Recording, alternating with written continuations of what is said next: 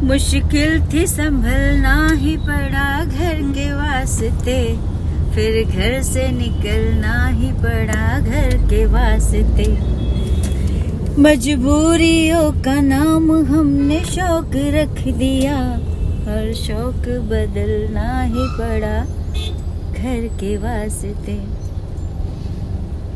ये कहानी हर युवा वर्ग की है जो भी अपने शहर सिटी घर से दूर आए हैं, शायद अपनी ज़रूरत से थोड़े से ज़्यादा बड़े सपने लेकर, कुछ ज़्यादा करने की पाने की चाह लेकर, हर किसी की। इस 2 लाइन में मुझे ऐसा लगता है कि ज़िंदगी के सारे उतार चढ़ाव, सारी चीज़ें बयान कर दी गई हैं।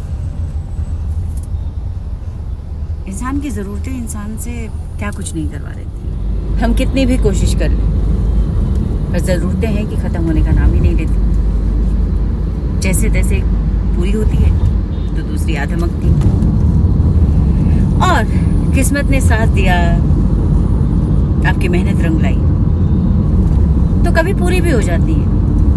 बेसिक से थोड़ी सी ऊपर वाली, पर इच्छाओं का अंत नहीं होता। इंसान इस दुनिया से चले जाता है पर इच्छाएं, मुझे लगता है कि इस दुनिया में अगर कुछ अमर है तो सिर्फ इच्छाएं ही हैं, जिसका कभी एंड नहीं होता। बड़े बुजुर्ग कहते थे कि जितनी चादर उतना पैर फैलाओ। पैर तो फैलता नहीं, मतलब लंबाई तो बढ़ती नहीं, चादर छोटी होती जाती है। कुछ ना कुछ आते जाता है, कुछ ना कुछ पाने की चाह में हम दौड़ते रहते हैं, और बस मजबूरियों का नाम दे देते हैं। पर सच कहूं तो मजबूरियों का तो सिर्फ नाम दिया गया है, या हम कहते हैं। सच्चाई ये है कि हमारी ज़रूरतें, शौक है, बेसिकली शौक है, ज़रूरतें भी नहीं, शौक है। क्योंकि जब मतलब मैं दूसरों से नहीं, खुद से इत्तेफाक ज़्यादा रखती हूँ। हर इंसान को खुद से पहले सीख लेनी चाहिए, सबक लेनी चाहिए, सोचना चाहिए अपने बैक डेटिंग में जाकर, और आपके सारे सवालों का जवाब मिल जाता है। उसके लिए आपको गीता पढ़ने की ज़रूरत नहीं पड़ेगी। सिर्फ जब माता जी के, मतलब मम्मी के राज्य में 80 स्क्वायर फीट का घर था, तब भी जिंदगी अच्छी थी। जब हम टीनेज हुए,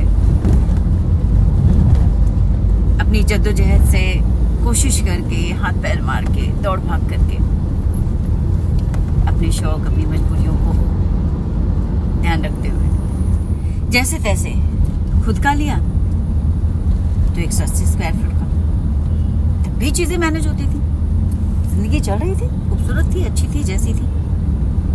और आज